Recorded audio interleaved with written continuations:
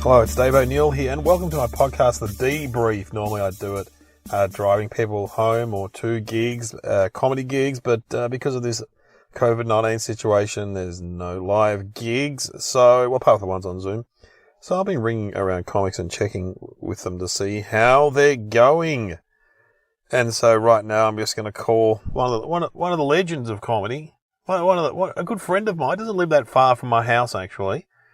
And, yes, he's quite famous these days. I knew him when he wasn't as famous. Did I? Yeah, I did. The legend that is Sam Pang, ladies and gentlemen. Let's just, calling up the King of Zing, as I like to call him. See how he's handling the, isolation. Hello? Is that the King of Zing? Why do you love that so much? The King of Zing. I don't know. What are you going to ask me? You're going to ask me about how my little show's going? Your little show. I watched some of it the other night because I watched the first bit of the first one. We're talking about have you been paying attention, everyone? And, sorry, have we started? Yeah, we started. It's okay. Sorry, I should have told you. God, yeah. Well, mate, imagine if I'd said something, litigious, real and truthful. Now that's fine. Now I can remember to just put the mask on and just yeah. You probably already got a mask on anyway, considering your culture. So so it doesn't matter whether it's the show has started or not, or the interview started. You're just racist from you're true to yourself, are you? Word go. Yeah, can I start this with you with a question? Yeah, hit me. Yeah, how long does this go? No, not long. No, how long is this going to take? No, 10, 15, I said. It's not it's not one of those long podcasts. Oh, now it's 15. Oh, did I say 10? We're going to 10. Kitty Flanagan was like 18 or 19, I think. She enjoyed it. But, I love Kit. Well, yeah, I love Kit, but her bar's a little bit lower than mine. Of course she loved it. Talking to you is probably a highlight of the day for her. Well, she lives by herself. Her partner's interstate. Whereas Did you talk to Kitty about The Last Dance? No, the basketball. Yeah, she's watching The Last Dance. Oh, is she? Yeah. Do you like basketball? You'd be loving it, wouldn't you? Yeah, I've loved basketball for a long, long time. Is that your number one sport? Yeah, probably. Oh, it's funny. You grow up with AFL, but then basketball, especially NBA. People forget in the late 80s, early 90s, NBA basketball, there wasn't the access, Dave. I know you don't care about any sport, so, man, what do you care? But I'm just telling you, it was a lot harder to watch games and follow the sport. It was. I mean, I'm trying to think of other comics that love basketball. Ronnie Chang, Dave O'Neill. No, Dave Thornton. Dave Thornton, sorry. Yeah. I always get you two mixed up. Yeah. Who else? There's heaps. There's a few. Dan Connell, I think, likes basketball. There's a few of them. There's a few of them out there. I won't mention the ones that are a little bit Johnny come lately, by the way. I don't want to upset people, but I ran into someone who said that they'd been following, because I've followed the Miami Heat for about 25 years, and then I met another comedian that was another Miami Heat supporter, and he said, yeah, I've been following him ever since LeBron got there, which is like, mate, that was about 6 years ago. You and your basketball references. At least I know who LeBron is. I know that's a good effort for you. I know that, but the thing that's been annoying me is that I don't know why. This is as open as I've ever been, by the way. But the thing about The Last Dance and the doco is that the people in Australia they're a bit upset that Luke Longley is not getting more of a run. Yeah. Which is that's amusing to me because I don't know about you. I know I'll try to give a comparison that you will relate to. So I was going to say you're a Harry Potter fan, aren't you? I know Harry Potter. Yeah, absolutely. Yeah. So I've watched all the movies, and I remember I really loved all the movies, but at the end of it, I was going, I really wish that they'd focused more on Ravenclaw. You know what I mean? And what was going on over in that school, or Hufflepuff. Yeah. I know what you mean. That's what I was thinking. So what? Andrew Gaze doesn't get an opinion on this thing. He doesn't get a look in, or the great man. He's basketball. Yeah, but he didn't have a lot to do with this team. Luke Longley had more to do with this team. Is that what you wanted, by the way, on this podcast? Basketball. It's called Talking Basketball. Well, you know that I played for the Nuttall Spectres in 1977 or 78. Oh, that's right. Yeah, when I was a little kid. Yeah, I played for them. And, well, it wasn't that little. I was like year 9 or 10. No, yeah, man. Because I was tallish. Yeah. And, so did you, were you a good player? No, of course not. But basketball, at least basketball, because my kids have played basketball. Yeah. It's not like AFL or soccer where the real guns just get the ball all the time. Most kids get a go in basketball. Yeah. But they do this thing here where my kids played for Collingwood for a while, Collingwood Basketball Club. And when they're like under 8, you just turn up and they get put in groups of like 6 or 8 and they just bring in old groups of different kids to play them for 10 minutes, right? Oh, yeah. And so they're kind of cool. So your kid's standing around with 7 other kids and these other kids come in. And so it was so funny. One day, my kid's standing there with these other kids and they bring in the next group of 8 kids, but they're all Somali Sudanese kids who are like, they're all about Giant. 6 feet tall. Yeah. And I heard one of the kids from my kids' team, they're all about 7, go, we're fucked. As these kids walked on. We're fucked. So I've just found out that you're allowed to swear on this podcast. Well, yeah, in context. Don't you be dropping the C-bomb like you normally do. Like, people don't know that about you. You know I love that word. What's the name of this podcast? You got a lot. It's the Debrief. It's just the Debrief, but it's the isolation. I've done the Debrief before. Yeah, but, people like Brad Oakes have done it like 10 times. Doesn't matter. He's an icon. He should do it 10 times. He can do it as many times as you want. But, I did it once. What else do you want from me? Remember we're coming back from that. That was great. People still say that's one of Mick Malloy's kids' school. Yeah, people still say that's one of the best ones. That one. People. Oh, yeah, who are those people? People say. On the internet. What have you been doing, by the way? Mate, so I do a few Zoom gigs, but they're okay. So I've been doing a few with Husey, because Husey, we have a problem, so. The great man. He loves basketball, by the way. He loves basketball. Does he? Oh, yeah. He loves any sport. He'll watch So I hope he's not one of the ones that's been upset about Longley. Yeah. He wouldn't listen to this anyway, would he? No, he wouldn't listen to it. But so we do some. Unless he was honest. Husey, we have a problem. Oh, yeah, you do that. Yeah, your little show. A little show. And then also I do ones where I just do stand-up, and just in my backyard to people on, I don't know. Oh, my God. Hold on. Yeah. So if someone books you to do stand-up, you just stand up in your backyard? No, sit down. Sit down for a start. Okay, so you sit down. I see. If I'd booked you, I'd make you stand. Yeah. Whatever. And then who's it for? Like, what's it? I did a job placement agency the other day. So they were People Plus. So they help people get jobs. So on a Friday afternoon, they want to relax, have a bit of comedy. They all get on Zoom and they have me there, pop up. But do you think once they see you sitting in your backyard performing, your little jokes for them, do you think that they feel better about their lives going into the weekend? Yeah. At least I'm not that guy. I have to tell you though, when I did so I watched your little show. Have you been paying attention? I watched it because Glenn was on it. Oh, thanks so much. As if I care. I don't care if you watch. Well, no, it's polite. I didn't watch the whole thing, but I watched bits. No, of course not. How could you watch the whole thing? I'm still dirty that you even got a Guernsey last year. Still burns me. Mate, you put me up for it. I got on once. All right, once. Don't tell people that. It ruins it. I like them thinking that we don't like each other. I got on once, and towards the end of the year, and I do remember saying the producer. Off by then. Yeah, pressure's off. Yeah, they had like Mooney was back on after 5 years. They had me on, bloody. But how's this? So the week before I went on, I'd done some gig in Perth. Perth, and this guy was talking. He loves Have You Been Paying Attention? And I said, he goes, why have you been on that show? I said, well, I'm actually on it next week. He goes, oh, great, I'll send you a message, let you know how you go. I went, no problem. So he watches it, sends a message, you were great. He goes, and my wife thought you were really funny, but she didn't know she said, oh yeah, I know this guy, he's on Studio 10 all the time. And I said, no, I've been on Studio 10 once. She's like, no, he's on every day. And he sent a photo of who she thought I was. Do you know who it was? Ed? No. Jonathan Coleman? Jonathan Coleman.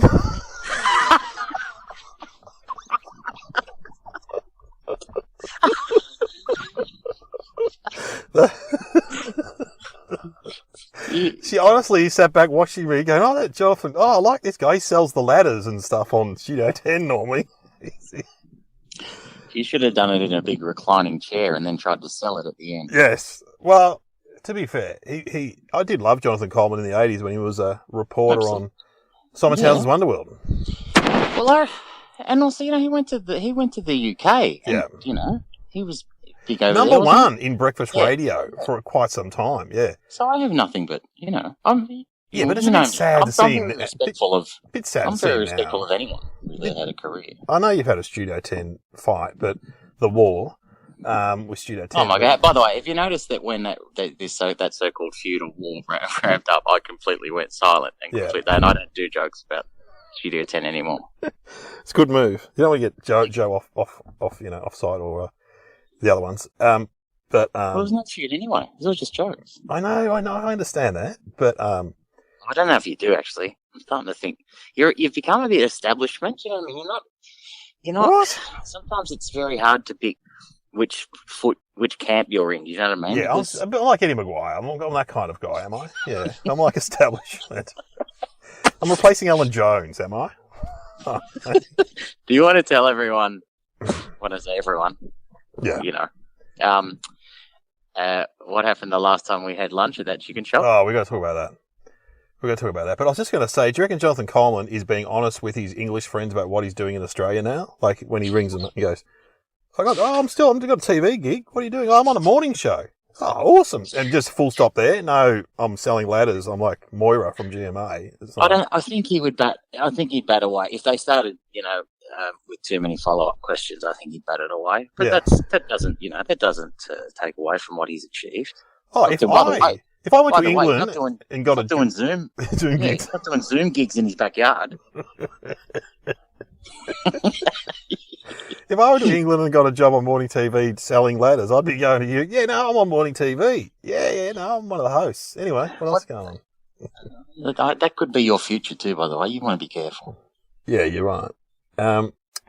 So we do live in approximate closeness to each other, and we do occasionally go for lunch at the chicken shop. Well, anytime I can grab you, by the way, you are so much harder to get than me. That's not entirely true. Well, it is hard these days because I am like Alice from the Brady Bunch. I'm like a housekeeper. I've got 3 kids to look after, and I cook, I clean. Oh, it's unbelievable. The Brady Bunch has been getting a fair run lately because of just the reference, because of having been paying attention where we look like we're all in the opening credits. But I feel like it's more Hollywood Squares. Yes. We're all in different. Yes. And I feel like I'd be I'm hoping to be the Paul Lind character. Oh, who's that? Paul Lind. Paul Lind. Look it up. I'm not. Oh, I'm getting a lot of heat at Nova at the moment. For too many obscure references. Who was the one that Hughesy told me you were talking about the other day? They were talking about. What's it? We're talking about Peter Finch in Network. Peter Finch. Well, who else is doing that? That's my defense. Wow. Stephen Jacobs has started on Magic on breakfast. Look out, you guys. He's coming for you. So, has he? Yes. I didn't know that. I saw a big ad in the paper. He could be doing a bit of network references for the Magic listeners. Hold on. Is Magic owned by Channel 9 as well? Yes. Yeah, it's AW. AW and Magic. Yeah, it's in Sydney. Sydney. I used to work at 3AW, remember, behind the scenes. Yeah, it's Sydney, Melbourne. And then they were in the same, they were in the same building as Magic. So I knew they were sister stations. And then, people would have forgotten, Dave, that 3AW originally was 1278. That's right. It used to be Magic 693. I remember. That's right. And then it was decided they switched because of the strength of the frequency and the quality of the broadcast was much better at 693 than 1278. Yeah. So they just swapped them. I know. Overnight. Anyway, there you go. There's some irrelevant trivia. People love that stuff. But have you been paying attention with Little Squares working quite well though? If ever there's a show that's working in this current environment, that's the show. Your show. Oh, well, thanks. Well, thanks. That means a lot. Yeah. Because if you didn't, I will. I'll pass it on to them. When you have I'll your next, pass it on to my bosses. And next Zoom production meeting. I was talking to Dave, Jonathan Coleman, one of them. I kind of mixed up, and they'll breathe a huge sigh of relief that they've got your thumbs up. He was on once last year. Do you remember him? Do you remember? I'd love to do that show with you, by the way. We'll get when all the virus is over. Obviously, they'll get me back on. It's just all going to happen. I can see. Oh, that's absolutely. But anyway, we go to the chicken shop, and because you want a meeting cafe, I'm not a cafe kind of person. I don't know, My partner always wants to go. Let's have breakfast in a cafe. Oh, anyway, I don't like. I prefer a chicken shop where it's just straight up. And I'm happy to join you. Have I ever once when we catch up? Have I ever once said, "Oh mate, really another chicken shop? I'm all in." You're all in, and yeah, you're good like that because some people will turn their nose down at it. I was actually telling Jane Kennedy and Mick Malik, friends of yours, and they couldn't grasp the concept of having lunch at a chicken shop. Like they said, "But what do you get?" Hey, hold on, those two, unless they own the block that the chicken shop's on. Why would they have? They'd have no connection with the chicken shop anymore. Those days are gone for those two. Well, I said the chickens, they have seats and stuff. You can sit inside. Jane's like, where are these places? I said, they're all over the joint. Anyway. No, last time we got a booth. We got a booth. So we went to the chicken shop, and it's an old school chicken shop. And this guy, he came up to us from the next booth and goes, what did he say to you? He goes, oh, you're really funny, but he couldn't kind of remember your name. He couldn't. No. Listen, I'm not going to make myself out to be the hero of this. He remembered the name. He remembered Sam, right? Yeah. But he didn't. But as always, he didn't get the name of the show, right? What did he say? What's been happening this week? I think. Yeah, what's been happening this week is a great one. I've had that before. I've had so many different people. Even now, it's like episode. It's like year 5 or 6, and people still coming up and go, "Hey, I love you on that show." And my favorite one is this. You know that show, and so I get to the point now. I'm polite and all that, but I'm not gonna help them. No, I'll give them a go at it, right? And then they go. This one guy said, "You know that show?" I go, "Yeah, I guess." And you know that show. What's happening now? What's happening now? What's happening now? Yeah, that's the one. Is it the one with the buzzers, mate? Yeah, that one. Okay. Yeah, that's as good. That's what's happening now. Thank you. The great thing about this, the guy came out of his booth and talked to you, and then he was trying to get his wife to turn around and look at you, but she wouldn't turn around. She was not interested, and then she was enjoying her chicken, and he's like, "Turn around, Caroline, turn around." Look, Sam's here. What was his name? George, maybe, or John. He told us George. George. I said George, don't, mate. We're happy to chat to you, but don't force Caroline into a conversation that she has no interest in. That's fine. We're happy with you. Back yourself, George. And then he backed himself too much and started telling us jokes. Oh, and then my fan turned up who didn't know you, and then which is once again, I'm fine. I don't care. She wanted a photo with me, and she wanted you to take it, and then she started abusing you for taking a terrible photo. Jeez, wait till she got back and checked them and saw the selfie. I took 3 selfies before, and that old one. But then I took one. But I don't know if she was unhappy with she wasn't happy with a couple of the shots. I did. There was a couple of intentional ones where I just got you in it and the chicken. I've met her before, and as she told us, she fell out of a 5-story building and survived. So yeah, it's a fair effort, and I did appreciate that when she was a big fan of yours, and she said, what are you doing here? And you did not skip a beat. You said, I work here now. Try the chips. Yeah. Which she believed. Anyway. Well, by the way, yeah. Well, she looked at you. She's not going to immediately dismiss it. No. As an option. No. Heard you're doing Zoom gigs in your backyard. Yeah. Apart from that, try the chips. Now, okay, we're running out of time because you're very busy. And, why are we running out of time? I'm now. I can see why Kitty had such a good time. Yeah, mate, it's you're very. Okay. You're nice. You're nice. That you're good to talk to. You always feel better after talking to you. Yeah, we feel better. Feel better about yourself. You put down the phone and your wife Banana goes, "How was that?" And you go, "Well, at least I'm not mistaken for Jonathan Coleman." Okay, I've got these questions I ask everyone. You ready? What was the last thing you cooked? you want private life stuff, do you? Well, no. What's going on here? And were these questions on the debrief the first time? Yeah, no. These are the COVID-19 questions. What? So we haven't cooked anything, or? All right. No. Hey, listen. Oh, here we go. Behind the curtain. Remember that we were supposed to chat at 1, and I said, "Can you put it back to 1:15?" Yeah. Because I was in the early stages of cooking a ragu. Ooh, is it like a posh word for a bolognese? Perhaps a ragu. No, they're very, very different. It's not bolognese, and I've just decided to not call it bolognese and then just it's a ragu. Ragu is a very different different meal. What sort of meat do you use in the ragu? So it's slow cooked, and so there was beef shin, pork ribs, and Italian sausages, which does simmer. And so I wanted to get all the main part done, and then let it simmer, and then I can relax, and talk to you. So that's what I was doing. So the answer to the question is a ragu. Yum! Sounds good. What time do you want me to come over? All right, I don't want you. That's a Jonathan Coleman joke. Okay. What's my next question? You can come over and eat a ragu that's been simmering for 20 minutes. Yeah, no, by the way, it's got 5 hours ahead of it. Yeah. No, it's a long game. You're playing a long game. Oh, mate, I love slow. It relaxes me. Slow cooking. Yeah, I've done a bit of that. No, not in general. Just that. Just cooking. That dish. Just that one. No, just that one dish. That's God. What was the last thing you watched or listened to? I watched episode 9 of The Last Dance. I've got one more to go, and then I'm actually watching. You know what? I don't like all these personal questions. By the way, I'm watching. You know, Ken Burns, the documentarian. Yeah, I love his country music one. I've been watching the country music one. That's the one I'm watching. That's the one I watched. How amazing was it?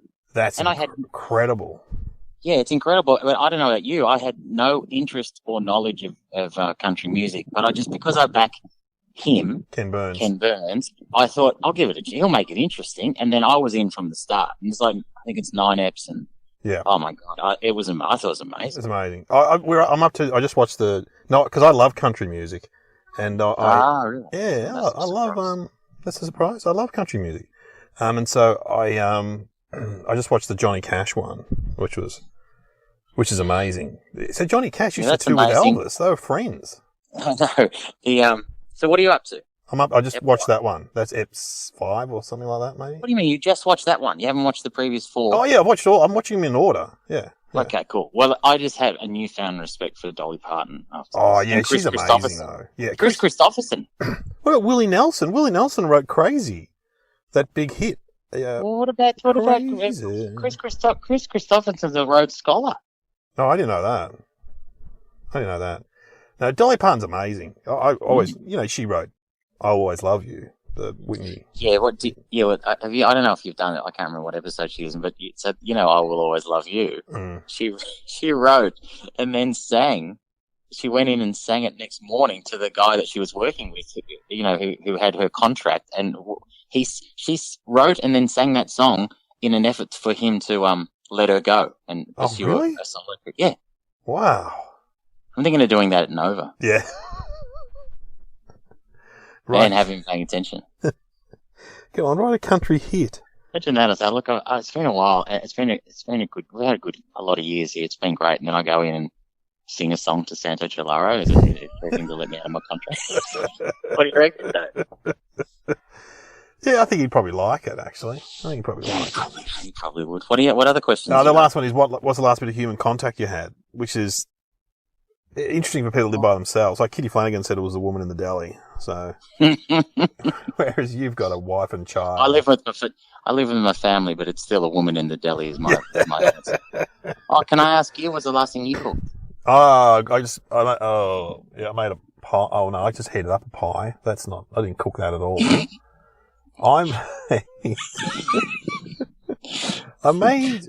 If people wonder, right? If people are ever wondering what you're like, because you know everyone, you've done everything, but at any time of any day, I could ring you and say, "What are you What are you doing?" And you could just say, "I just heated up a pie." Yeah, and it was bloody good. No, I made bacon and eggs for the kids this morning because I'm Alice from the Brady Bunch, and then last night was my daughter's birthday, so we got takeaway pizza. But the night before that, I made spaghetti meatballs. Yes. Oh, spaghetti meatballs. Is that just a fancy way of saying spaghetti bolognese? Yeah, it's different. What was the other thing? Oh, what was the last thing you watched? That's a good question. Oh, God. Oh, we watched Grease last night because that's what she wanted to watch for her 14th birthday. Jesus Christ. Grease is funny because you know who? Sid Caesar. You'd love this. Bring this up on Nova tomorrow. Another topical reference for you. Sid Caesar plays the coach, and he's very funny in it, in Grease. Oh, my God, I've missed that. It's been a while since I've seen it. I haven't seen Grease for 30 years, probably at least. But that's good. And the woman who plays the principal is very funny too. There's some very funny comic roles. Frenchie's really funny. There's some, you know. I remember when they had the dance. Right? Wasn't there whoever was hosting the dance? You know, the television. He's great. Yeah. So isn't he trying to pick up a schoolgirl? Yeah. That's a different time. In the 70s. And then I like the moral of the story for young girls out there. Just change. And, into a slapper. Yeah. My daughter kept saying, I liked it when she was innocent. I said, yeah, everyone does. Everyone wants Sandy. They don't want the Sandy 1. They don't want Sandy 2. Well, I don't know about you. No. I always wanted Sandy 1. That's for sure. Yeah, but yeah, it was great. I was a kid. My other observation about Grease from memory is that, like when they, when they have the car race? Yeah. Kaniki. And then with Kaniki, and they say, she says, the rules are there ain't no rules. The first one to the bridge and back win. Yeah. and I think I've said this to you. I said, but isn't that a rule? That's a rule. This is like the rule are there ain't no rules, and then the first thing she says after it is a rule. Oh, that's funny. Mate, you should do that in stand up, but Oh yeah. You're always saying that to me. And then I do it, and then they bomb. Yeah, then they bomb. But I tell you what, if you're doing gigs in your backyard, they don't bomb because there's no one listening or laughing. You walk back in the house and tell your wife, "Mate, I just killed. Did a Grease joke out there. They loved it. Who remembers Grease? Who remembers Grease? See, most people do remember Grease. Anyway. Yeah, that's true. And what's the last one? What's the last human contact you had? Well, just with my kids, I suppose, and wife. Yeah, I'm sitting in the car. It's a bad question to finish on. You're right. For anyone who doesn't live alone, but whatever. Whatever. Well, thanks for talking to me. And hey, is this your longest one out? 26 minutes. Probably. Yeah. Possibly. Yes. Yes.